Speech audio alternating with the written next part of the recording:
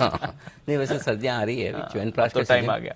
जैन साहब जरूर इसका सेवन करते होंगे। च्यवनप्राश। हाँ, पूछिए जैन साहब की जो चेहरे पे ग्लो, ताजगी और सर्दियाँ, मतलब अगर सर्दियाँ हैं तो जयपुर दिल्ली की सर्दियाँ हाँ, हैं, मुंबई की क्या मुंबई की तो सर्दी, कोई नहीं है। सर्दी नहीं। जैन साहब सही है ये? बिल्कुल बिल्कुल, चमन आंवला, च्यवनप्राश, और मुझे तो वो बात अलग है, क्योंकि उस टाइम पे क्या स्टॉक मार्केट के नाम से शादियां नहीं होती थी, तो मैंने दूसरा धंधा ढूंढा और वो था जड़ी बूटियों का। 98 से लेकर 2002 तक मेरा एक अलग ही करियर था, और उसके बाद से वापस से स्टॉक मार्केट ही अपनी डेस्टिनी है, तो ये किया। बट आज भी हर्बल से बहुत प्यार है, काफी नेचुरोपैथी, आंवला, जड़ी बूटियां, इन सब पे फोकस रहता है पूरा।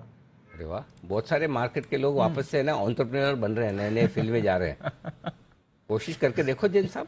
नहीं तो अपन तो स्टार्टअप्स और इनको एक्सप्लोर कर रहे हैं थोड़ा सा, और अपने स्टॉक मार्केट में इतनी अपॉर्चुनिटीज है, अगर ज्यादा इच्छा होगी तो कई कंपनियां हैं, उनको एक्सप्लोर कीजिए और उनमें इन्वेस्ट कीजिए। स्टॉक मार्केट से बढ़िया कुछ नहीं है।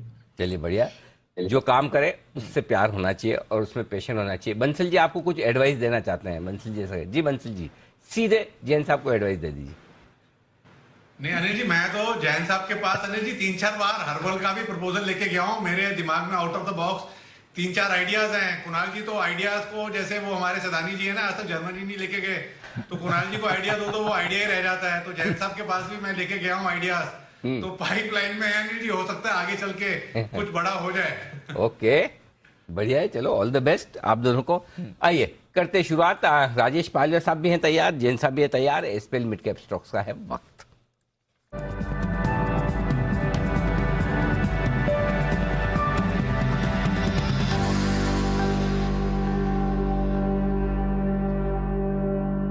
पालवे साहब सुप्रभात। शुरुआत करें सर लॉन्ग टर्म पिक के साथ। Good morning Anil ji, good morning everyone. Long term pick रहेगी Chemcon speciality chemical.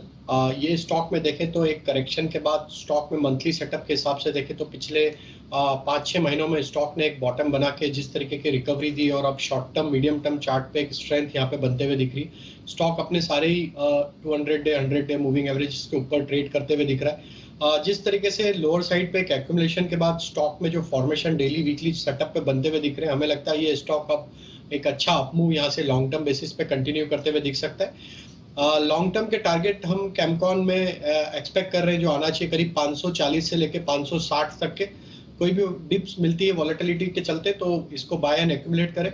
Stop loss होगा करीब 380 के आसपास, और हम एक्सपेक्ट करें 540-560 तक के अपसाइड लॉन्ग टर्म बेसिस में।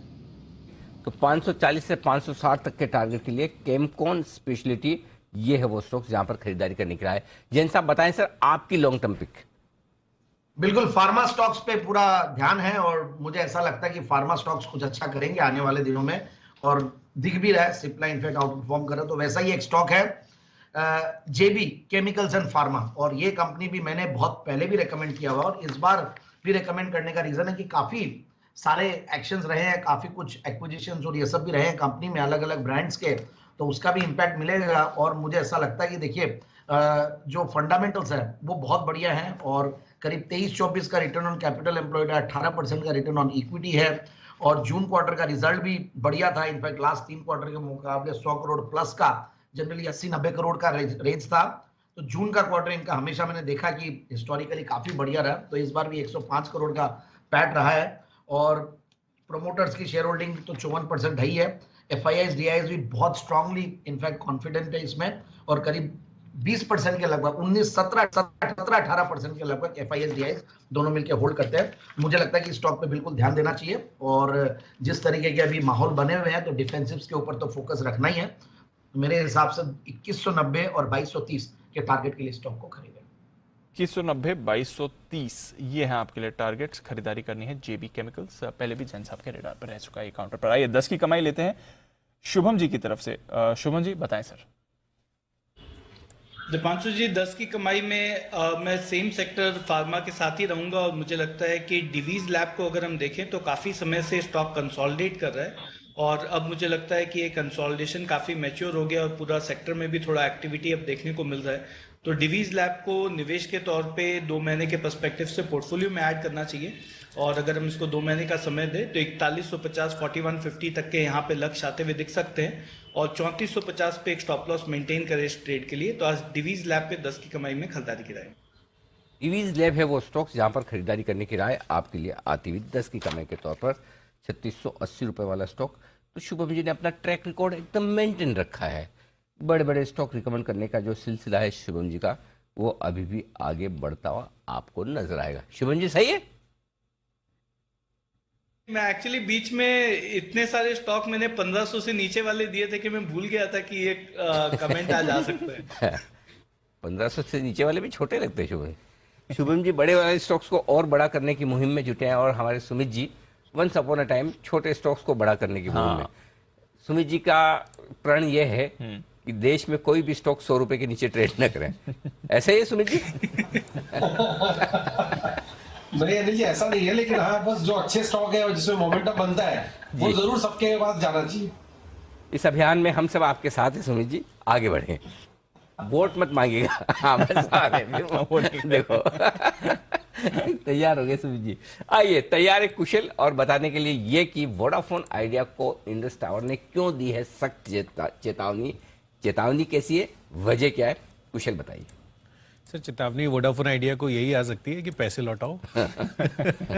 सो इस बारी भी इंडस टावर ने चेतावनी दी है कि जो बकाया है इनका करीबन 7,000 करोड़ रुपए का बकाया, ये वोडाफोन आइडिया को इन्होंने वार्निंग दी है कि आप इसको लौटा दीजिए, नहीं तो जो इंडस टावर के जितने भी ये टावर्स एक्सेस हैं वो नवंबर से बंद होते हुए दिख सकते हैं। तो अगर ऐसा होता है तो 25 करोड़ से ज़्यादा जो सब्सक्राइबर्स हैं वोडाफोन आइडिया के अभी, उनको आगे चलकर सर्विस में दिक्कतें आ सकती है। इनफैक्ट यहाँ पर सोमवार को इंडस टावर की बोर्ड मीटिंग हुई थी, और यहाँ पर इस बोर्ड मीटिंग में जो बढ़ते ट्रेड रिसीवेबल्स हैं जिनका बकाया है वो मेजरली ये डिस्कस हुआ कि वोडाफोन आइडिया की वजह से ही है। लगभग जो इंडस टावर का बकाया है Q1 FY23 में इनफैक्ट ट्रेड रिसीवेबल्स है 6,250 करोड़ रुपए के, और लगभग अनुमान ये लगाया जा रहा है कि 7,000 करोड़ रुपए का वोडाफोन आइडिया को इनको बकाया चुकाना है। इनफैक्ट वोडाफोन आइडिया को आगे चलकर समय पर इंडस टावर के वार्निंग लेटर में बात कही गई थी कि 100% जो भी मंथली इनका ड्यूज होता है वो इनको समय पर इन फ्यूचर चुकाना रहेगा। तो लार्जली अभी सिनेरियो यही बन रहा है कि इंडस टावर के लिए भी ये दिक्कत है कि आगे चलकर ट्रेड रिसीवेबल्स बढ़ेंगे या फिर प्रोविजनिंग भी इनको लेनी पड़ सकती है। बट लार्जली वोडाफोन आइडिया के लिए जो काफी टाइम से फंड जुटाने पर सोच रही है, चाहे वो डेट के जरिए हो या इक्विटी के जरिए हो, वो अभी भी खटास में पड़ा हुआ है। तो अकॉर्डिंगली आगे चलकर वोडाफोन आइडिया इस चीज पर क्या स्टेप लेता है ये देखना काफी अहम होगा। ओके, तो ये है इंडस टावर की तरफ से बड़ी चेतावनी वोडाफोन आइडिया, पैसे दो पैसे दो पैसे दो। काफी समय बाद वोडाफोन आइडिया इस रिलेटेड खबर के सामने आए। रिसेंटली लग रहा था सब स्टेबलाइज हो गया है। लग तो ये रहा था कि सारी खराब खबरें खत्म हो गई, लेकिन ठीक है। लेकिन अब स्टॉक भी रिएक्ट नहीं करता, अब भी नहीं करता। हाँ, अब एक्चुअली अच्छी खबर बुरी खबर दोनों पर अब से रिएक्ट फर्क नहीं करना बंद कर पड़ता, दिया। बिल्कुल वैसे ही हाल हो गया। लेकिन एक अच्छी बात दीप दिख रही है, वो ये कि डे हाई पर अब बाजार लौटते दिख रहे हैं। 16,940 पर है इस वक्त निफ्टी, और बैंक निफ्टी 38,150 पर आता हुआ दिख रहा है। हालांकि रुपया कमजोर अभी भी 29 पैसे है, लेकिन डाउ फ्यूचर्स 130-35 पॉइंट नीचे अब है। तो कुल मिलाकर निचले स्तर से हल्की फुल्की रिकवरी के आसार भारतीय बाजारों के बनते हुए। पालिया साहब बताएंगे हमें उनकी पोजिशनल पिक। बताएं सर, लॉन्ग टर्म पिक आपने चुना है Chemcon speciality. Anil ji positional pick रहेगी KIMS, Krishna Institute of medical science. Stock list हुआ था करीब 2021 में, लेकिन जिस तरीके के फॉर्मेशन यहाँ पे देखने को मिल रहे हैं डेली वीकली सेटअप पे, स्टॉक में एक राउंडिंग बॉटम फॉर्मेशन यहाँ पे बनते हुए दिख रहा है। स्टॉक के सेटअप के हिसाब से देखें तो स्टॉक अपने short term medium term moving averages के ऊपर सस्टेन कर रहा है, और जिस तरीके से डेली वीकली सेटअप यहाँ पे बनते हुए दिख रहे हैं, हमें लगता है ये स्टॉक में पोजिशनल बेसिस पे 1500 तक की अपसाइड यहाँ पे आते हुए दिख सकती है। तो हम यहाँ पे पोजिशनल टारगेट 1500-1520 के एक्सपेक्ट कर रहे हैं।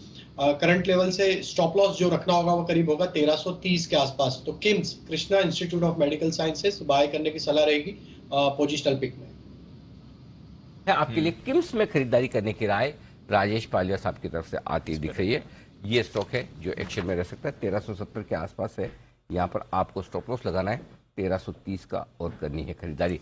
जैन साहब भी बताएंगे अपनी positional pick, long term pick Jain साहब की थी जेबी केमिकल्स। जैन साहब बताएं सर। बिल्कुल, कल मैंने स्टॉक दिया था, एक पेंट स्टॉक दिया था एक्सो नोबेल, और वो तो वैल्यूएशंस के लिहाज से बढ़िया था ही। और आज मैं कांसाई नेरोलैक लाया हूं। देखिए कंजम्पशन वाले स्टॉक देखिए अनिल जी बहुत जरूरी है अभी जिस तरीके का मार्केट है, माहौल है, और देखिए आगे फेस्टिव सीजन भी है। और मुझे ऐसा लगता है इस फेस्टिव सीजन में सर्टेनली नंबर्स जो होते हैं, जनरली देखिए सीजन वाला लॉजिक बहुत ज्यादा, हर साल ही सीजन आता है और लोग बोलेंगे कि हर साल सीजन आता है और हर साल भाव बढ़ेंगे ही, ऐसा थोड़ी ना होता है। बट इस बार क्या है कि पिछले 2 सालों की जो पेंट अप डिमांड और इस बार जो चैनल चेक करके देख रहे हैं और जो लास्ट क्वार्टर का इनका टॉप लाइन था, ये सब बहुत बढ़िया गए हैं। और मुझे लगता है कि कांसाई नेरोलैक और जो एग्रेसिवनेस है वो पहले से बढ़ी है काफी, क्योंकि पेंट्स में क्या होता है, एशियन पेंट्स एक तरफा था। हालांकि दिखता ही है कि 4-5 प्लेयर्स का मार्केट है, बट एशियन पेंट्स की जो दबदबा है वो बहुत स्ट्रांग है। बट अब धीरे धीरे ये सारी कंपनियां उस चीज को समझ चुकी है और काफी उस चीज पे काम कर रहे हैं। और ये कंपनी भी बहुत पुरानी कंपनी 1920 से कार्यरत है। एक नाम इनका पुराना हुआ करता था घागन पेंट्स एंड वार्निश बोल के, और उसके बाद ये अब सब्सिडियरी है कांसाई पेंट्स की, जापान की एक एमएनसी, और बहुत बढ़िया। In fact company 3rd largest player है डेकोरेटिव पेंट इंडस्ट्री में। 6 प्लांट्स का एक इनका अराउंड नेटवर्क है। और सबसे बढ़िया बात यह है कि जो नंबर्स है वो बहुत बढ़िया लगे मुझे। टॉप लाइन गजब की बढ़ के आई है जून 2021 और जून 2022 में देखें तो 1400 करोड़ का जो जून का 21 का जो टॉप लाइन था, उसके सामने 2000 करोड़ का टॉप लाइन है। और टॉप बॉटम लाइन भी 111 करोड़ के सामने 152 करोड़ का बॉटम लाइन, यानी कि पैट भी बहुत बढ़िया बढ़ा। तो मुझे लगता है कि स्टॉक पे बिल्कुल ध्यान देना चाहिए। 75% तो देखिए कांसाई पेंट्स का मैंने बोला ही उनकी शेयर होल्डिंग है। बाकी एफआईएस डीआईएस का भी पूरा भरोसा है और 16-17% उनका है। पब्लिक की शेयर होल्डिंग 8% बहुत कम है। तो मुझे लगता है ये एक अच्छा रीजन हो सकता है कि इसमें खरीदारी की जा सकती है। और वैसे ही कंजम्पशन वाले स्टॉक्स चलेंगे और डिफेंसिव की तरह लेना चाहिए। तो 560 के टारगेट के लिए और 460 का स्टॉप लॉस। तो ये है आपके लिए कांसाई नेरोलैक। जैन साहब ने यही बोला क्या? जैन साहब कौन सा स्टॉक वापस बताओ? ये एक्चुअली हर बार कंफ्यूजन तो होता है, बट मैंने भी कांसाई नेरोलैक ही बोला है। तो कंफ्यूजन तो पिछली बार क्लियर करवा दिया था ना बंसल जी। कंफ्यूजन के बाद क्या रहा नाम फाइनल क्या रहा? मैनेजमेंट से किया था, ये डिसाइड करेंगे। इंग्लिश तो हम में सबसे ज्यादा बंसल जी को ही आती है। जी बंसल जी। देखिए अनिल जी, जो पेज 3 वाले लोग हैं ना वो दीप स्टाइल में बोलते हैं अनिल जी, और जैन साहब भी हमारे पेज 3 वाले ही अनिल जी। ओके। और इनको अलाउड है अनिल जी, दीप को अलाउड है और जैन साहब को अलाउड है। हाँ। बाकियों को अनिल जी अलाउड नहीं है। चाहे कुणाल जी कनाडा रह के आए हो, कनाडा रह के आए हो, कुणाल जी को अलाउड नहीं है, जैन साहब को अलाउड है अनिल जी। ओके जैन साहब, आप चाहे जैसे वो तोड़ मरोड़ कर उच्चारण कर सकते हैं इसका, बिल्कुल विदेशों की तरह वाला। हम सबको तो कांसाई नेरोलैक ही बोलना पड़ेगा। बंसल जी ने बोल दिया। तो ये है स्टॉक जहां पर खरीदारी करने की राय आपके लिए आती है। By the way Anil ji, blue की बात चल रही है आज के कलर की, तो जैन साहब सॉरी जय और कुणाल जी तो हैं ही फोकस में। पालविया साहब के साथ भी कुछ सिमिलैरिटीज नजर में आ रही है। अगर आप पालविया साहब कहाँ ब्लू है? पालविया साहब तो ग्रे हैं। पर उनकी अगर आप टाई देखें और आपकी भी टाई देखें तो कुछ सिमिलैरिटीज वहां पर भी दिख रही हैं सर। पालविया साहब जेरोक्स कब निकाली मेरी टाई के?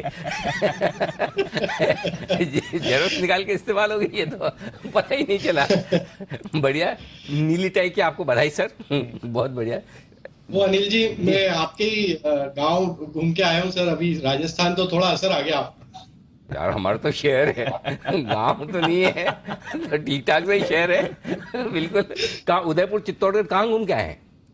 तो भीलवाड़ा के पास गया था अनिल जी, क्या बात है। जहाजपुर। बिल्कुल, वाह, वंडरफुल, वेरी नाइस। पूरा मेवाड़ जो एरिया कहा जाता है, उसमें चित्तौड़गढ़, भीलवाड़ा, उदयपुर ये सारे जगह आती है। बढ़िया, घूम के आए। अनुभव अच्छा रहा ना आपका? बहुत अच्छा रहा अनिल। हाँ, हम भी इंदौर आएंगे तो ऐसा ही कहेंगे, सेम। बहुत ही अच्छा रहा। बिल्कुल। तो चलिए, पालिया साहब की तरफ से खरीदारी करने की राय आ चुकी है। आइए अब जय तैयार है अपने जैकपॉट शेयर के साथ।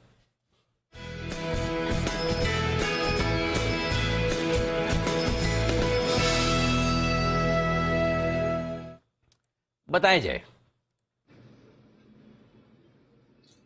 हाँ जी, 2 दिन पहले ये कॉल दिया था, टारगेट हासिल हुआ है, फिर से चांस मिल रहा है, तो इसलिए फिर से रेकमेंड कर रहा हूँ। 6200 के स्ट्राइक का कॉल ऑप्शन अल्ट्राटेक का खरीदे, 27 अक्टूबर की एक्सपायरी का, नहीं जी नेक्स्ट मंथली एक्सपायरी का। ये रेंज में खरीदे आप, 248 से लेके 254 के रेंज में खरीदिए। नेक्स्ट मंथ की एक्सपायरी है तो 248 254 ये रेंज में खरीदिए, करीब करीब 251 की आपकी एवरेज आ जाएगी।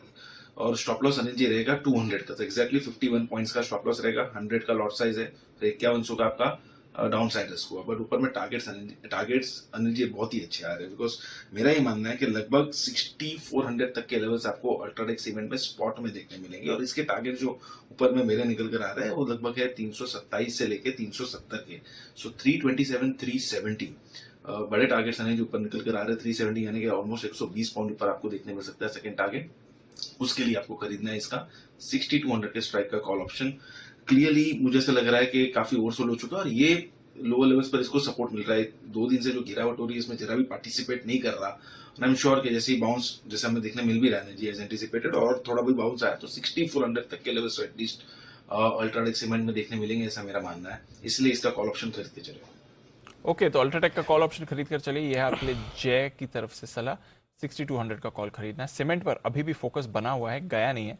नजर रखिए, काउंटर्स अभी भी आपको मूवमेंट दिखा सकते हैं। आइए एक चार्ट कॉर्नर और बिगुल राकेश जी, कुणाल जी के लिए।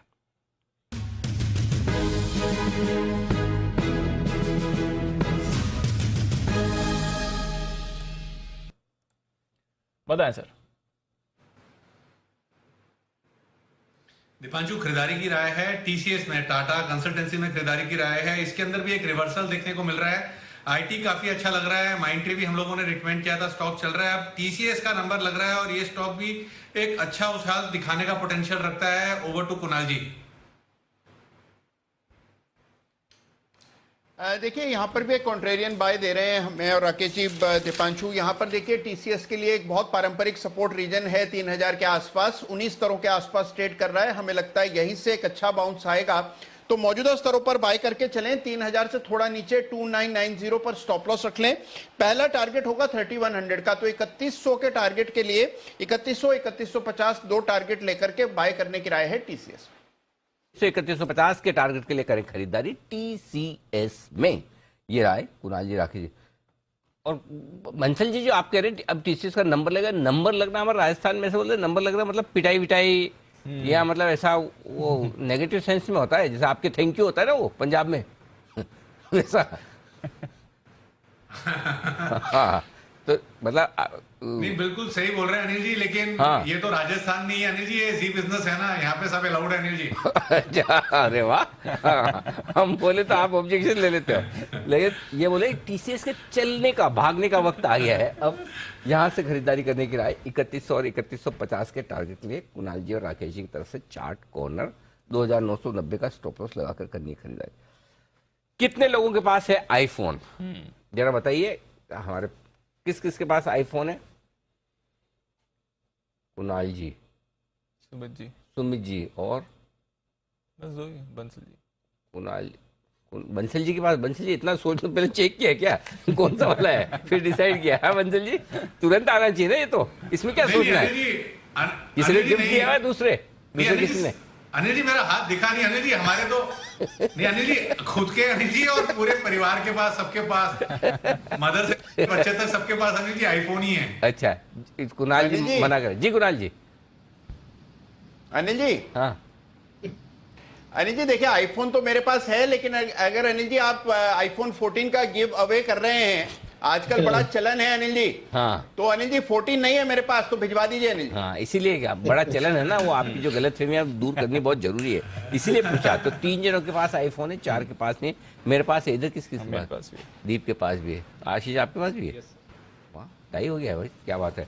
हमारे स्टूडियो में सबके पास आईफोन, लेकिन आईफोन जिन लोगों के पास है उनके लिए ये एक इंटरेस्टिंग खबर है। दुनिया भर में एप्पल के आईफोन की मांग घट रही है, कम हो रही। हाँ, सिर्फ ऐसे ही जो कुणाल जी जैसे लोग बचे हैं जो गिफ्ट में लेना चाहते हैं, उन्हीं की तरफ से मांग बची है। बाकी जो खरीद कर खुद के लिए खरीदना चाहते हैं उनकी मांग घट रही है। क्यों घट रही है? कुणाल जी ध्यान से सुनिए आशीष को। आशीष बताइए। सर, मांग घट रही है, लेकिन एक खास बात है, जो आईफोन 14 का जिक्र किया, इसकी मांग बढ़ रही है। तो फिर घट किसकी रही है? जो इससे पहले लॉन्च हुए ना, इनकी मांग लगातार घटती जा रही है। और अब पूरी तरीके जो फोकस है आईफोन एप्पल जो है कर रहा है प्रीमियम फोन्स पर, और जो नॉन प्रीमियम है या फिर पुराने जो लॉन्चेस हैं वहां पर प्रोडक्शन कट कर रहा है। आप देखिए 14 वेरिएंट ऐसे हैं जिनके उत्पादन में करीब 60 लाख की कटौती की जाएगी, यानी बड़ा कट जो है प्रोडक्शन कट अनाउंस कर दिया है एप्पल की तरफ से, और इसकी सूचना जो है सप्लायर्स को भी दे दी गई है। साथ में अगर ये भी कह रहे हैं कि जो एंट्री लेवल फोन्स हैं आईफोन के, एप्पल के वैसे भी इनको अच्छा रिस्पांस मिला नहीं था, तो वहां पर ये प्रोडक्शन कट ऑलरेडी कर रहे हैं, लेकिन जो प्रीमियम फोन्स हैं यानी प्रो मैक्स के वाले जो होते हैं वहां पर फोकस इनका लगातार बढ़ता जा रहा है, जिसके चलते सर देखिए कि यहाँ पर माना जा रहा है कि आईफोन की फिलहाल अगर आप देखें तो ग्लोबल डिमांड थोड़ी सी स्लो डाउन होती हुई भी नजर आ रही है। साथ में सैमसंग की तरफ से देखिए सर काफी अग्रेसिव लॉन्चेस आ रहे हैं, वो अब नई तरीके का फोन लेके आ रहे हैं, फोल्डेबल फोन है, तो उसका भी जो रिस्पॉन्स है काफी बढ़िया देखने को मिल रहा है। लेकिन इस खबर से अगर आप देखें तो जो एप्पल या एप्पल से रिलेटेड स्टॉक्स हैं यहाँ पर आपको एक कट देखने को मिला है। एप्पल का स्टॉक भी पिछले 5 दिनों में देखें तो करीब 4% टूट चुका है।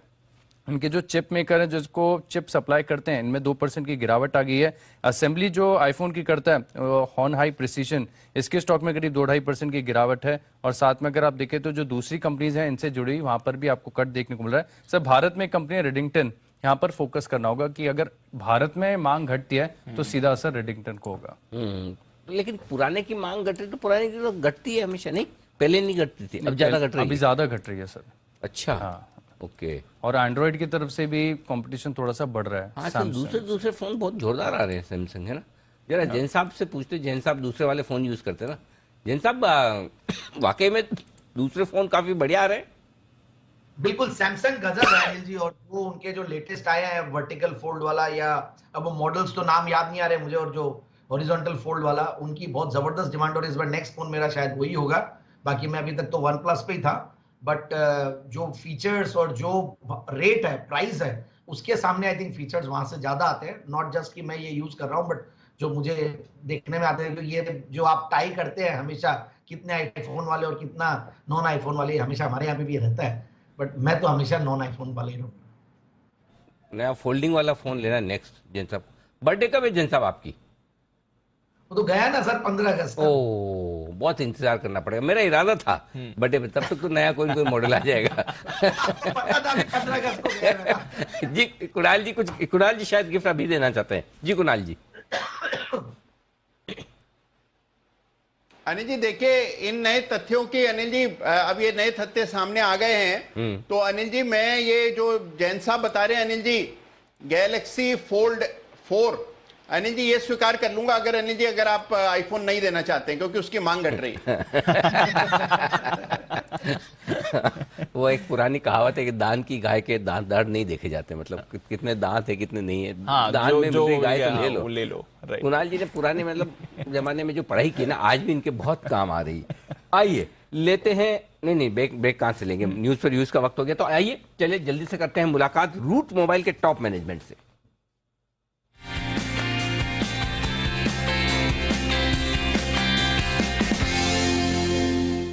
रूट मोबाइल वैसे तो आप जानते पहचानते हैं, लेकिन एक संक्षिप्त में परिचय दे दूं कंपनी का। दिग्गज क्लाउड कम्युनिकेशन प्रोवाइडर है ये company. OTT players, mobile network operators को अपनी सर्विसेज देने के लिए जानी मानी जाती है। 2004 में कंपनी ने की थी अपने कारोबार की शुरुआत, और मुंबई में हेडक्वार्टर है। एशिया पैसिफिक और मिडिल ईस्ट में कारोबार है कंपनी का, और दुनिया भर में 18 से ज़्यादा डेटा सेंटर कंपनी के पास है। आइए कंपनी के मैनेजिंग डायरेक्टर और साथ ही ग्रुप सीईओ राजदीप कुमार गुप्ता साहब हमारे साथ कार्यक्रम में हो रहे हैं शामिल, जिन्होंने मुंबई यूनिवर्सिटी से ही कंप्यूटर साइंस में ग्रेजुएशन किया और 24 साल से ज़्यादा का आईटी और कम्युनिकेशन, टेलीकम्युनिकेशन सेक्टर का बड़ा लंबा गहरा अनुभव है आपका। गुप्ता साहब बहुत बहुत स्वागत है, धन्यवाद हमें समय देने के लिए। एक सबसे पहले सवाल चूंकि ये लेना चाहता हूँ कि आपका काफ़ी कुछ कारोबार विदेशों में है, राइट, भारत के बाहर भी है। जो ये बड़ा वातावरण बना है अमेरिका में, यूरोप में मंदी की बातें हो रही है, दुनिया भर में बड़ी टेंशन है, क्या कुछ बिजनेस पर असर है? किस तरह का माहौल वहाँ के बिजनेस को लेकर है, जरा इसके बारे में एक बार समझाएं sir. Good morning Anil ji. Morning sir. Anil ji अगर आप देखो कि डिजिटल एडॉप्शन सारे दुनिया में जो है वो बढ़ते ही जा रहा है, और हमारा जो पूरा बिजनेस मॉडल है, जितना अडॉप्शन रेशियो बढ़ते जाएगा उतना नंबर ऑफ ट्रांजैक्शन बढ़ता है, और ओवरऑल हमारी जहाँ भी सब्सिडरीज और जहाँ हमारी कंपनियां हैं, आई थिंक हमारा जो वॉल्यूम है वो दिन ब दिन बढ़ते जा रहा है। अगर आप हमारा लास्ट ईयर का टोटल वॉल्यूम देखो, हमने 54 बिलियन ट्रांजैक्शन किया था। अगर कंपेयर करो लास्ट क्वार्टर का, तो लास्ट क्वार्टर हमने 24 बिलियन अचीव किया था, और हमारा टारगेट इस साल है कि लगभग 100 बिलियन ट्रांजैक्शन हम करेंगे। तो हम कहीं भी हमें कोई भी ग्रोथ वाइज कोई इम्पैक्ट नहीं दिख रहा। इनफैक्ट अगर आप नोट करो कि इंडिया जैसे कंट्री में जो माइक्रो ट्रांजैक्शन है, अभी लोगों का जो कस्टमर बिहेवियर है, आप अगर नोट करो तो 10 रुपया भी डिजिटल वॉलेट के थ्रू पेमेंट लोग कर रहे हैं, चाहे वो गूगल पे हो, चाहे वो पेटीएम हो। तो जितने नंबर ऑफ ट्रांजैक्शन जो माइक्रो लेवल पे बढ़ते जा रहे हैं आज के दिन में, वो कहीं ना कहीं हम कंपनी, हमारी जैसे कंपनी को बेनिफिट मिल रहा है। और डिजिटल जो डिजिटल नेटिव एप्लीकेशन है या डिजिटल का अडॉप्शन रेशियो जिस तरह बढ़ रहा है, हमें तो ऐसा लग रहा है कि हमारा जो वॉल्यूम इस क्वार्टर भी है, और इनफैक्ट हमने जो गाइडेंस दिया था मार्केट को कि अराउंड 40% हम अचीव करेंगे ग्रोथ, वो हमने रिवाइज करके 50% किया था। But based on last 2 quarter में जो हमारा रन रेट है, हमें लगता है कि हम 50% प्लस ओवर अचीव करेंगे। खाली है सर, 40% सोच के रिवाइज करें, 50% और 60%, मतलब सही बता मायनों में आप जैसी कंपनियों से मुलाकात करते हैं तो लगता है कि हिंदुस्तान की ग्रोथ स्टोरी बड़ी स्ट्रांग है, और कहीं कोई हमारे यहाँ तो कम से कम मंदी और खराबी के आसार है नहीं। और आपने बड़ा स्ट्रांगली बोला भी, ग्रोथ ज्यादा कहाँ दिख रही है आपको, हिंदुस्तान में ही या हिंदुस्तान के बाहर भी उतनी ही है? हिंदुस्तान के बाहर भी उतनी है, अगर क्योंकि डिजिटल अडॉप्शन जो है all across globe post Covid जो हुआ है, तो हमारे सारी लैटिन अमेरिका एक बड़ा मार्केट हमारे लिए डेवलप हो रहा है। रिसेंटली हमने मेक्सिको, पेरू, चिली और इक्वाडोर में अपनी सेल्स टीम को बिल्ड किया है। वहाँ पे हमें काफी अच्छा ग्रोथ मिल रहा है। यूरोप में हमारी ट्रैफिक ग्रोथ हो रहा है। मिडिल ईस्ट जैसे सऊदी अरेबिया में रिसेंटली हमारी ऑफिस सेटअप हुई है, वहाँ पे कुवैत में हमें काफी अच्छा रिस्पॉन्स मिल रहा है। तो कंबाइन अगर हम ओवरऑल ग्रुप लेवल पे करें तो ओवरऑल ग्रोथ रूट मोबाइल का काफी ब्रिलियंट है, और हम इसको कैरी फॉरवर्ड करते रहेंगे। ना 2 सवाल में सब कुछ बता दिया, और सब कुछ इतना मजबूती से बताया, मैं सोचूं और क्या सवाल पूछा जाए। आपने बायबैक भी कर लिया, कैश जनरेशन भी आपकी जबरदस्त है, लगभग रेवेन्यू ग्रोथ का गाइडेंस आपने मजबूत दे दिया, रिजल्ट्स आपके तगड़े आए। अब सर मुझे ये बता दो हाँ कि इनऑर्गेनिक ग्रोथ के क्या प्लान है, मतलब बाकी तो आपके काम बढ़ ही रहे हैं, क्या कुछ पैसे अभी भी आपके पास बढ़े हैं? बायबैक खत्म होने के बावजूद मेरे ख्याल से 100-125 करोड़ रुपए होने चाहिए। जरा बताएं सर कि कुछ एक्विजिशंस करने का इरादा रखते हैं? अनिल जी, आई थिंक 30 जून के आसपास हमारे बुक्स में लगभग 1000 करोड़ के आसपास हमारे पास था। और हमारा जो लास्ट 2 क्वार्टर से पूरा फोकस है कि हम जितने भी कंपनी एक्वायर किए उसको कैसे इंटीग्रेट किया जाए, क्योंकि विद इन कंपनी हमें upsell and cross sell opportunity भी क्रिएट करना है। और पिछले 2 से 3 क्वार्टर में हम वही कर रहे हैं कि अगर कोई हमारी एक सर्विसेज जो हमारे पास इंडिया में बिल्ड हुई है, उसको हम कैसे लैटिन अमेरिका में लेके जाएं या यूरोप में लेके जाएं। जैसे ईमेल सर्विस हमने बिल्ड किया है इंडिया में, हमने एक कंपनी एक्वायर की थी, अब हमारा सारा ईमेल का प्लेटफॉर्म अब लैटिन अमेरिका की कंपनी यूज कर रही है। उससे पहले वो फॉरेन की कोई कंपनी से बाय करते थे। सो राइट नाउ आई थिंक हम हमारे पास जो फ्यूचर एक्विजिशन का प्लानिंग होगा वो हम टक इन इन्वेस्टमेंट में देखेंगे कि जहाँ पे प्रोडक्ट पोर्टफोलियो को एनहांस करने के बारे में सोचेंगे, बट कोई बड़ा एक्विजिशन नहीं करेंगे। प्रोडक्ट पोर्टफोलियो को एनहांस करने के लिए हो सकता है मोबाइल आइडेंटिटी या वॉइस की एरिया में हम फोकस करें, बट टोटल कंबाइंड जो एक्विजिशन होगा वो लगभग 100 से 150 करोड़ के अंदर ही होना चाहिए। गुप्ता साहब एक चीज बताइए, जो जिस तरह की ग्रोथ की आप बात कर रहे हैं और विदेशों में जो कुछ भी माहौल, उससे भी कंपनी की ग्रोथ पर कोई असर नहीं पड़ता, इतना बढ़िया बिजनेस है तो क्या कंपटीशन भी बढ़ रहा है? फिर तो लोगों की आंखों में आओगे ना आपके, भाई गुप्ता साहब इतना कमा रहे हैं, ये बिजनेस बड़ा जबरदस्त है, चलो हम भी घुसते हैं, या कोई और कंपटीशन बढ़ा रहे हैं कोई? अनिल जी, अगर हम रूट मोबाइल देखो तो रूट मोबाइल एक ग्लोबल कंपनी है। हम ऑलमोस्ट 20 कंट्रीज में काम करते हैं, और हर कंट्री में कहीं ना कहीं लोकल कंपटीशन तो होता ही है। तो हमें कंपटीशन से, और जो सीपैस का मार्केट है ऑलमोस्ट $60 बिलियन का मार्केट है। तो अगर मुझे तो अपॉर्चुनिटी हर मार्केट में दिखती है, तो मुझे तो कंपटीशन से कुछ लेना देना नहीं है। मैं तो हमेशा अपने लोगों से कहता हूँ कि we compete with ourselves every day, और हमारा कंपटीशन यही है कि अगर हम 60% ग्रोथ इस साल करते हैं तो अगले साल हमारा क्या ग्रोथ गाइडेंस होगा, और हमें उस तरफ काम करना चाहिए। तो आई थिंक कंपटीशन का हमें कोई इम्पैक्ट है ही नहीं, और हर कंट्री में हम जाएंगे तो कोई ना कोई लोकल कंपटीशन हमें मिलेगा ही। लोकल के अलावा हमें ग्लोबल कंपटीशन भी, जैसे टूलियो है, सिंच है, वोनाज है, वो कंपटीशन हमें हर मार्केट में है। But I think we are well placed. जैसे अफ्रीका हो गया, एशिया हो गया, मिडिल ईस्ट हो गया, लैटिन अमेरिका हो गया, हमारे यहाँ पे ऑपरेटर कनेक्टिविटी रिलेशनशिप काफी स्ट्रांग है, और आई थिंक उसको हम काफी कैरी फॉरवर्ड करते हैं। और ऑपरेटर का जो हमारा रिलेशनशिप अफ्रीका, मिडिल ईस्ट और लैटिन अमेरिका में बिल्ड हुआ है, वो सारे यूरोप और यूएस के एग्रीगेटर भी हमारे प्लेटफॉर्म को यूज करते हैं। सो कंपटीशन वाइज हमें कोई टेंशन नहीं है। ठीक बात है। ये आपकी लाइन पहली वाली बढ़िया लगी। हमारा कंपटीशन सिर्फ हमारे अपने आप से है, खुद से कॉम्पीट करो, कल से हम आज बेहतर होने चाहिए। ये फॉर्मूला एकदम परफेक्ट है सर। अच्छा, एक चीज़ और बताइए सर, रुपया कमज़ोर हो रहा है, आपका काफ़ी कुछ कारोबार बाहर से भी है, तो करेंसी की कमजोरी का कुछ फ़ायदा मिल रहा है कंपनी को, या आप हेज रहते हैं एकदम? तो अनिल जी, अगर हमें देखो कि हमारा 70% रेवेन्यू जो डॉलर में है ओवरऑल, हम जो यूके में बुक करते हैं, और पाउंड का हमें कोई इम्पैक्ट है ही नहीं। अगर आप देखो कि हमने जो एक्विजिशन किया था, जो हमारा कैपिटल कमिटमेंट है वो भी यूरो में है, तो इनडायरेक्टली हमें डिप्रिसिएशन का भी उसका 5 से 6% का एडवांटेज ही मिलने वाला है ओवरऑल पीएनएल में। सो हमें कोई भी इम्पैक्ट नहीं है उसका। और हम जो पेमेंट भी ऑपरेटर करते हैं तो डॉलर करेंसी में करते हैं, तो अगर हमारा 70% रेवेन्यू डॉलर में है और पेमेंट भी हमारा डॉलर में है, तो हमें करेंसी का कोई इम्पैक्ट भी नहीं है उसका। ठीक बात है। तो ये आपके लिए बढ़िया पूरा का पूरा एक्शन, मजबूत गाइडेंस और शानदार परफॉर्मेंस अब तक कंपनी की रही। गुप्ता साहब, बहुत बहुत धन्यवाद समय देने के लिए, कंपनी की योजनाओं पर और आगे के गाइडेंस पे बातचीत करने के लिए। ये थे आपके लिए राजदीप गुप्ता साहब, बताते हुए रूट मोबाइल के आगे के प्लान्स के बारे में। छोटे से ब्रेक का वक्त है, जल्द लौटेंगे।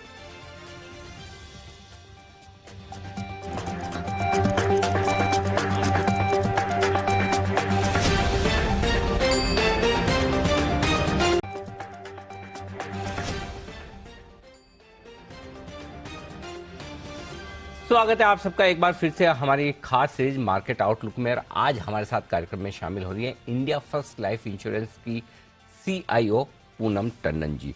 आइए मैं आपको पूनम जी से परिचय करवा दूं। 27 साल से ज़्यादा लंबा गहरा अनुभव फाइनेंशियल सर्विसेज सेक्टर का है, और उन्होंने XLRI जमशेदपुर से post graduation diploma in business management किया है, और इसके अलावा उन्होंने मुंबई से NM कॉलेज से NM मैनेजमेंट इंस्टीट्यूट से PhD की है, डॉक्टरेट की डिग्री ली है फाइनेंशियल मैनेजमेंट में, और अब इस वक्त वो चीफ इन्वेस्टमेंट ऑफिसर के तौर पर इंडिया फर्स्ट लाइफ इंश्योरेंस में है, और इसीलिए उनके नाम के आगे डॉक्टर भी है। पूनम जी, बहुत बहुत स्वागत है आपका, धन्यवाद हमें समय देने के लिए। चूंकि आपसे पहली बार हमारी मुलाकात हो रही है, तो सबसे पहले तो आपको नवरात्रि की बहुत बहुत शुभकामनाएं। और इस नवरात्रि में हम स्पेशली जो देश भर में हमारी दिग्गज महिला एक्सपर्ट्स हैं, जो लंबे समय से फाइनेंशियल सर्विसेज सेक्टर में कुछ न कुछ अपना कंट्रीब्यूशन कर रही है, उनसे हम मुलाकात कर रहे हैं, और इसी क्रम में हमने आपको बुलाया। बहुत बहुत शुभकामनाएं आपको। धन्यवाद आपका अनिल जी। आप सबको भी नवरात्रि की बहुत बहुत शुभकामनाएं। और व्यूअर से भी मैं यही कह रही हूँ कि इस वक्त जो भी हम निवेश करेंगे उसका जरूर अच्छा परिणाम ही निकलेगा। तो आप सबको भी बहुत बहुत बिल्कुल, आपने अपनी शुभकामना में मुझे कुछ हद तक बाजार का आउटलुक बता दिया। वहीं से शुरुआत करता हूँ, क्योंकि इस वक्त वही कश्मकश है। एक तरफ लोगों को लगता है कि हम मजबूत हैं, अच्छे हैं, बेहतर हैं, ठीक रहना चाहिए सब कुछ। दूसरी तरफ हिंदुस्तान के बाहर जैसे ही देखते हैं कॉन्फिडेंस हिल जाता है। बताएं, आप कैसे देख रही हैं दुनिया भर के बाजारों को और हमारे बाजारों को साथ में मिलाकर? हमारे खुद का जो देश है बहुत मजबूत है और बहुत अच्छा करने वाला है आगे के सालों में, अभी भी अच्छा कर रहा है। अगर आप देखेंगे कोविड की जो की प्रॉब्लम्स थी वो हमने अभी ओवरकम कर ली हैं, और हम वापस प्री कोविड लेवल से ऊपर आ गए हैं। तो ग्रोथ हमारे ऐसी संभावना है कि 7% के आसपास रहेगी ये साल में। तो इस अगर हम अपनी कंट्री का देखें बहुत अच्छा है, कुछ प्रॉब्लम दिखाई नहीं दे रही है। परंतु अगर हम बाहर के देशों में देखें, यूएस में महंगाई 40 साल की हाई पे चल रही है, और वही यूके में ऐसी हालत है। तो इन सब, और चाइना में भी स्लो डाउन है। तो ये सब वजह से जो हमारे ऊपर उनके, बिकॉज हम लोग थोड़े इंटरकनेक्टेड हैं करेंसी को लेके, तो वहां थोड़ा सा प्रॉब्लम दिखाई दे रहा है। बट लेकिन ये सब जो है वो छोटे मोटे उतार चढ़ाव आते हैं, और जिनको हम वॉलेटिलिटी कहते हैं। तो इस तरह के जो शॉर्ट टर्म में हमें ये उतार चढ़ाव दिखता है, तो ये हमें एक अपॉर्चुनिटी, एक अवसर मान के चलना चाहिए। और हमें जो स्टॉक्स अच्छे लगते हैं या मजबूत स्टॉक्स हैं, उनको हमें सस्ते में मिल जाए तो ले लेना चाहिए। जैसे कि दिवाली की सेल होती है या इंडिपेंडेंस डे का सेल है, उस तरह अगर हम मान के चलें कि ये हमें सेल में मिल रहा है, तो आप 2-3 साल या 5 साल के दायरा अगर आप रखते हो अपना निवेश का, तो आप जरूर इस वक्त इन स्टॉक्स को देखें जिनमें आपको लगता हो कि बहुत अच्छी आपको जो मजबूत कंपनीज हैं वो लेके आप रखिए। बिल्कुल, तो मजबूत कंपनियों को इस कमजोर बाजार में खरीदने का वक्त है। ठीक उसी तरह से जैसे आप कभी कभी बाजार में बड़ी सेल लगती है और जमकर खरीदारी करते हैं, जरूरत से ज़्यादा भी खरीद लेते हैं पॉकेट ढीली करके क्रेडिट कार्ड पर, तो वैसा ही कुछ ज़्यादा खरीदने का मन शेयरों पर भी रखें। ये तो बात हुई स्टॉक्स की, लेकिन आपकी बड़ी गहरी पकड़ डेट मार्केट पर भी है, तो जरा मैं एक बार उस पर भी आपसे राय लेना चाहता हूँ। ब्याज दरें हमारे यहाँ भी बढ़ रही हैं, डेट मार्केट के इन्वेस्टर्स को किस तरह से अप्रोच करना चाहिए, किस तरह के फंड्स, किस तरह का इन्वेस्टमेंट उनके लिए अच्छा रहेगा? डेट मार्केट में अभी हाल ही में अभी शुक्रवार को आरबीआई का पॉलिसी आएगा और हमारा ये मानना है कि आरबीआई 50 बेसिस से दर ब्याज बढ़ाएगा। तो जो रिपो रेट 5.40% है वो 5.90% हो जाएगी। तो इसके कारण क्या होगा कि शॉर्ट टर्म रेट्स जो हैं वो थोड़े से बढ़ सकते हैं और लॉन्ग टर्म में भी उसका फर्क पड़ेगा। अगर जैसे हम अपना 10 साल का जो जीसेक है उसको हम एक बेंचमार्क मान के चलते हैं, जैसे इक्विटी में निफ्टी है उस तरह का हम 10 ईयर बेंचमार्क रहता है, 10 ईयर जीसेक का बेंचमार्क। वो इस वक्त अभी 739 के आसपास है, लेकिन वहां हम देख रहे हैं कि होना चाहिए 760 770 के बीच में, और अगर उस लेवल पे अगर आता हो तो डेफिनेटली लोगों को थोड़ा ड्यूरेशन ऐड करना चाहिए। तो वो जो ड्यूरेशन लॉन्ग ड्यूरेशन फंड्स हैं या उस तरह के इंस्ट्रूमेंट्स में जाना चाहिए जहां हमको थोड़ा थोड़ा पोजीशन लेनी चाहिए, क्योंकि ये 50 बेसिस से हम सोच रहे हैं कि रेट हाइक होगा, उसके बाद भी थोड़े से रेट हाइक्स हो सकते हैं, क्योंकि जो अमेरिका है उनका जो सेंट्रल बैंक है वो थोड़ा अग्रेसिव हो गया है। उन्होंने बोला है कि हमें महंगाई से लड़ना है और कुछ भी हो हम रेट्स और बढ़ाएंगे। अगर वो हो जाता है तो हमारे रुपये को डेप्रिसिएशन ज्यादा, नियमित रूप से ज्यादा डिप्रिसिएशन हो सकती है, जो हमारे लिए थोड़ा नुकसानदेह हो सकता है। तो इसके कारण थोड़ा थोड़ा ड्यूरेशन बढ़ा सकते हैं आगे चल के। तो चलिए, थोड़े से लंबी अवधि वाले जो आपके डेट इंस्ट्रूमेंट हैं उनमें आप धीरे धीरे करके अपना इन्वेस्टमेंट बढ़ा सकते हैं। इक्विटी पर फिर से लौटते हैं। पूनम जी, जरा बताइए कि क्या कुछ पसंद है आपको इस वक्त इंडियन मार्केट में, कहाँ आप निवेश करना पसंद करेंगी? जहां हम निवेश करना पसंद करेंगे वो है कैपिटल गुड्स सेक्टर। अगर आप देखेंगे कि कैपिटल गुड्स में गवर्नमेंट ने बहुत फोकस दिया है इस बार बजट में, और एक्चुअली कर भी रहे हैं, सरकार का बहुत फोकस है, सरकार एक्चुअली वहां पर बहुत इन्वेस्टमेंट कर भी रहा है, स्पेंडिंग कर रहा है। अगर हम देखते हैं रेलवेज, रोडवेज, डिफेंस, इनमें काफी ऑर्डर्स आ रहे हैं। सो वो सेक्टर अच्छा है ग्रोथ के लिए, और आगे चल के लॉन्ग टर्म ग्रोथ के लिए वो और भी बाकी सेक्टर्स में मल्टीप्लायर इफेक्ट देता है। तो वो एक अच्छा सेक्टर है। सेकंड जो है वो सीमेंट है, यूटिलिटीज है और बैंकिंग है। बैंकिंग एनीवे एक मैक्रो, अगर आप इंडिया स्टोरी को फॉलो करना चाहोगे तो बैंकिंग एक सबसे बड़ा उसका रेसिपिएंट होना चाहिए। सो बैंकिंग इज अनदर थिंग। और वैसे भी बैंकिंग में अगर आप देखें, बुक्स अभी एकदम क्लीन है, एनपीए लेवल्स बहुत लो है, क्रेडिट ऑफटेक हाई एकदम 13 ईयर हाई पे है, तो ऑलमोस्ट 15% पे क्रेडिट चल रहा है एंड ब्रॉड बेस्ड है। मतलब चाहे आप पर्सनल लोन ले लो, कॉर्पोरेट ले लो, सब में ग्रोथ हो रही है। तो उस हिसाब से बैंकिंग भी बहुत अच्छा है। ऐसे सेक्टर्स हैं जहां से दूर रहना चाहिए, थोड़े रिस्की हो सकते हैं? जो रिस्की सेक्टर्स हैं उनमें दो नजर आते हैं। एक एनबीएफसी सेक्टर है और एक है एफएमसीजी। इन दोनों के वैल्यूएशंस बहुत हाई हैं और उतना ग्रोथ होने के चांसेस कम है। तो अच्छा, और स्पेशली एनबीएफसी सेक्टर में क्या हुआ है कि अभी जैसे ब्याज दर बढ़ते हैं वैसे और लिक्विडिटी कम होती है, उनके जो बोरोइंग रेट्स हैं वो थोड़े ज्यादा बढ़ेंगे, तो उनके मार्जिन थोड़े स्क्वीज हो सकते हैं और ग्रोथ भी कम हो सकती है। ओके, तो बैंक्स खरीदें लेकिन एनबीएफसी नहीं, ये ध्यान में रखें। दोनों में एक बड़ी इंटरेस्टिंग चीज बताई है पूनम जी ने। पूनम जी, दो और सेक्टर हैं जो काफी हद तक विदेशों से भी प्रभावित रहते हैं, मेटल और आईटी। इन पर क्या व्यू है आपका इस वक्त? आईटी अगर आप देखेंगे काफी करेक्शन हो चुका है ये साल में, तो उस अगर वैल्यूएशंस के हिसाब से देखेंगे तो आईटी बुरा नहीं है, लेकिन कब चलेगा वो हम कह नहीं सकते, क्योंकि यूएस वगैरह की वहां जो प्रॉब्लम्स चल रही हैं उसके हिसाब से कितना वहां ग्रोथ होता है, तो उसके साथ थोड़ा लिंकेजेस है, जबकि रुपी डेप्रिसिएशन से थोड़ा इम्पैक्ट बेटर हो जाता है। सो लेकिन अगर हम देखेंगे वो बॉटम्ड आउट सेक्टर है आईटी। और मेटल्स मेरे ख्याल से वो थोड़े ज्यादा वॉलेटाइल हैं। जिन लोगों को ज्यादा देर तक लॉन्ग टर्म इन्वेस्टमेंट करना हो वो इससे थोड़ा दूर रहे तो अच्छा है, क्योंकि बहुत वॉलेटाइल है। जिनकी नहीं वो क्षमता है इतनी वॉलेटिलिटी बेयर करने की, तो बेटर है कि मेटल से थोड़ा दूर ही रहे, क्योंकि उनके साइकिल्स बहुत छोटे रहते हैं। ठीक बात है।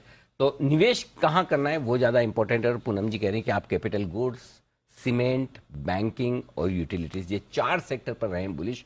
बहुत बहुत धन्यवाद पूनम जी हमें समय देने के लिए, जी बिजनेस से और हमारे दर्शकों से बातचीत करने के लिए आपका बहुत बहुत शुक्रिया। धन्यवाद। Thank you. बाजार 16,900 पर इस वक्त हल्के से ऊपरी स्तर से प्रॉफिट बुकिंग दिखाते हुए नजर आ रहे हैं और 38,000 के नीचे फिर से बैंक निफ्टी आता हुआ शॉर्ट टर्म पिक्स का वक्त है। पालविया साहब पहले बताएंगे और उसके बाद है जैन साहब का नंबर। पालविया साहब बताएं सर। तो शॉर्ट टर्म पिक रहेगी स्नाइडर इलेक्ट्रिक। ये स्टॉक में देखें तो डेली सेटअप पे एक राउंडिंग बॉटम फॉर्मेशन का ब्रेकआउट हुआ है। वीकली मंथली सेटअप पे भी स्ट्रॉन्ग एक अच्छा अपसाइड अप ट्रेंड यहाँ पे कंटिन्यू करते हुए दिख रहा है। जिस तरीके से स्टॉक में शॉर्ट टर्म चार्ट पे एक अच्छी स्ट्रेंथ यहाँ पे प्ले आउट होते हुए दिख रही है, हमें लगता है स्नाइडर इलेक्ट्रिक शॉर्ट टर्म में यहाँ से 225 से लेकर 230 तक की अपसाइड कंटिन्यू करते हुए दिख सकता है। करंट लेवल से स्टॉप लॉस होगा हमारा करीब 155 के आसपास। तो स्नाइडर इलेक्ट्रिक बाय करने की सलाह है शॉर्ट टर्म पिक में। स्नाइडर इलेक्ट्रिक ये है वो स्टॉक शॉर्ट टर्म पिक के तौर पर आपके लिए पालविया साहब की तरफ से 107। पालविया साहब हमने आपका टारगेट तो सुना ही नहीं, आ जाएगा तो कैसे पता चलेगा कि क्या बोला था आपने? अनिल जी 225 से लेके 235 तक के अपसाइड के टारगेट, 225-235 तक के टारगेट के लिए करनी है खरीदारी स्नाइडर इलेक्ट्रिक में। जैन साहब बताएं शॉर्ट टर्म पिक। बिल्कुल, एक दूसरी फार्मा कंपनी और वो है कोपरान लिमिटेड, और ये स्टॉक को मैंने जेम्स में भी दिया हुआ है और मुझे बहुत बढ़िया लग रहा है वैल्यूएशंस के लिहाज से, ग्रोथ के नंबर्स और इन सबको देखते हुए, और डिविडेंड डील सब बहुत ही बढ़िया है। और ये स्टॉक देखिए, जो लोग जीडी सोमानी स्कूल देखे हुए हैं, कप पीरियड में सोमानी मार्ग भी है, तो ये उन्हीं से रिलेटेड सोमानीज जो है उनकी प्रोमोटेड कंपनी है और बहुत सारी ग्रुप कंपनीज है। गजब का एक इनफैक्ट पिछले सालों में कुछ परफॉर्मेंस आया है, और यही ओरिकॉन एंटरप्राइजेस भी और ओरिकॉन कंटेनर्स, कोपरान लेबोरेटरीज, ये सारी कंपनीज अलग अलग मतलब पैकेजिंग, रियल एस्टेट और इन सब में है इंटरेस्ट ग्रुप का। बट यस, पहले मैं इनकी बात करता हूं। 65% ऑफ द टोटल सेल्स इनकी आती है एक्सपोर्ट से, और डॉलर जब टूटता है तो इनको डॉलर का बेनिफिट मिलता है। मुझे ऐसा लगता है कि इतना बड़ा करेक्शन जो आया स्टॉक में और रुपए में जो करेक्शन आया, तो उसका बेनिफिट मिलेगा स्टॉक को और ऊपर चलना चाहिए। 12-13 के पी मल्टीपल पे स्टॉक सस्ता है और रिटर्न ऑन कैपिटल एम्प्लॉयड करीब 22% है, रिटर्न ऑन इक्विटी 18% है, और ऑलमोस्ट डेट्स भी काफी कम है। 0.17 का डेट इक्विटी रेशियो, सिर्फ 74 करोड़ का डेट है। 1.82% डिविडेंड यील्ड है। पिछले 3 साल के प्रॉफिट की कैगर 37%। बढ़िया क्वार्टरली रिजल्ट्स थे जून के। मुझे लगता है कि स्टॉक को लेना चाहिए 190-195 के टारगेट के लिए, 150 का stop loss. Perfect. Kopran short term pick. आइए कुणाल जी राकेश जी की 10 की कमाई की पिक बताएं सर। अनिल जी देखिए, 10 की कमाई में मैंने और राकेश जी ने आज फिर एक बार वही स्टॉक चुना है जिसकी चर्चा हम लोग कई दफा कर चुके हैं। स्टॉक है BASF। BASF पर हमारी खरीदारी की राय है अनिल जी। इस स्टॉक में कंसोलिडेशन पूरा होता हुआ दिख रहा है और हमें लगता है कि इन स्तरों पर रिस्क रिवॉर्ड बहुत फेवरेबल है। मौजूदा स्तरों पर गिरावट में इसको अक्यूमुलेट करें, मध्यम से लंबी अवधि के लिए रखें, और जिस तरह की आउट परफॉर्मेंस BASF से अभी तक देखी गई है, इसी तरह की आउट परफॉर्मेंस आने वाले समय में दिखेगी। तो BASF खरीद करके चले। Over to Rakesh. अनिल जी बेहतरीन टेक्निकल स्ट्रक्चर है, रिस्क रिवॉर्ड फेवरेबल है। इन स्तरों पर हल्की फुल्की करेक्शन में 3700 के लक्ष्य के लिए BASF में निवेश की राय है। तो BASF ये है वो स्टॉक्स जहां पर आपके लिए खरीदारी करने की राय 10 की कमाई के तौर पर, और 3700 रुपए का रखें टारगेट। आइए आप सभी से विदा लेने का वक्त है, लेकिन विदा लेने से पहले एक चीज आप सबको बता, आज दिन बेहद खास है। कुछ बड़ी बड़ी घटनाओं का और बड़ी बड़ी यादों का दिन है। तो सबसे पहले तो आज पाकिस्तान पर सर्जिकल स्ट्राइक के 6 साल हो चुके हैं पूरे। 28 सितंबर 2016 को इसी दिन भारतीय सेना ने पाक ऑक्यूपाइड कश्मीर में घुसकर 45 आतंकवादियों समेत आतंकी कैंपों का बड़ा खात्मा किया था, और यह पहला मौका है जब भारतीय सेना ने LOC को पार करके किसी ऑपरेशन को अंजाम दिया। सर्जिकल स्ट्राइक की पूरी मॉनिटरिंग खुद प्रधानमंत्री नरेंद्र मोदी ने की थी, और सर्जिकल स्ट्राइक को उरी में भारतीय सेना पर हुए हमले का बदला लेने के लिए किया गया था। तो उस पूरे अभियान में हमारे सैनिकों ने जांबाज प्रदर्शन किया, तो उनके लिए एक सैल्यूट है। इसके अलावा देश की आज़ादी में महान भूमिका निभाने वाले हमारे क्रांतिकारी शहीद आजम सरदार भगत सिंह की भी आज 115वीं जयंती है। भगत सिंह देशभक्ति, साहस और राष्ट्र समर्पण की सबसे बड़ी मिसाल है। उनके सम्मान में चंडीगढ़ इंटरनेशनल एयरपोर्ट का नाम अब बदलकर शहीद भगत सिंह इंटरनेशनल एयरपोर्ट कर दिया गया है। तो आज से अब चंडीगढ़ एयरपोर्ट का नाम भी बदल रहा है। पीएम मोदी ने मन की बात में चंडीगढ़ एयरपोर्ट का नाम बदलने का ऐलान भी किया था। इसके साथ साथ आज सुर सम्राज्ञी, भारत कोकिला, भारत रत्न लता मंगेशकर जी की भी 93वीं जयंती है और 1929 में आज ही के दिन इंदौर में उनका जन्म हुआ था। और आज इस मौके पर अयोध्या में सीएम योगी लता मंगेशकर चौक का भी उद्घाटन करेंगे और इस चौक पर 40 फीट लंबी वीणा भी लगाई गई है। तो हमारी तरफ से लता जी को भी उनकी जयंती पर शत शत नमन। और आइए सभी के लिए, चाहे वो हमारे देश के सारे नौजवान जांबाज जवान हो, शहीद आजम भगत सिंह और लता जी, इन सब के लिए उनके सम्मान में एक सलाम। अब आप सबसे निवेदन है अपनी अपनी जगह पर खड़े हो जाएं। आइए, जय हिंद।